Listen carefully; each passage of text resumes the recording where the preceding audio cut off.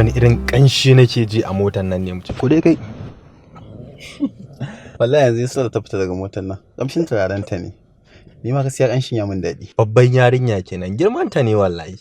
Haba, annan kanshin sai dai ita wallahi. Oh, yau kuma yusra ce babbar yarinya? A kwarai ma kuwa, na gaba ba na tsakiya ko na ƙarshe ba. Haba, ai yusra babban yarinya ce. Daga ina haka ne?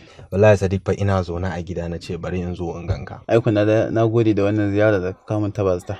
To sai mu karasa gidanku. Gaskiya mu je ko dan ruwan sanyi in samu in sha. Malam na nan kuwa? Malam yana nan mana. Mu je in ga malam gaskiya. Ki ce da wuri za ki shige kenan. Ni dai abin nan tsoro yake ba na Anisa. In har kika ji Abba yayi magana akan abu, to tabbatacciya ce. To me abin tsoro a ciki? Auren ke tsoro ko kuma me? A'a, ba auren nake tsoro ba. To menene?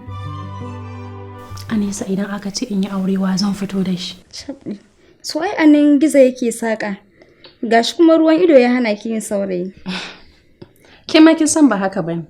Balle kuma idan har kika ga mutum yana ruwan ido to ba ɗaya ne tabbatacce. Idan kuma ya ɗauka ba da ransa na so ba kuma ban sa in zama ɗaya daga cikin masu hakan. To ai tun da naga kina wannan murmushin na san akwai wani abu mai muhimmanci da ke tunani. Ina da wani ne a zuciyata. Ya daɗe yana kwance a zuciyata. To tun da an zo wurinsa ki farkar da shi mana.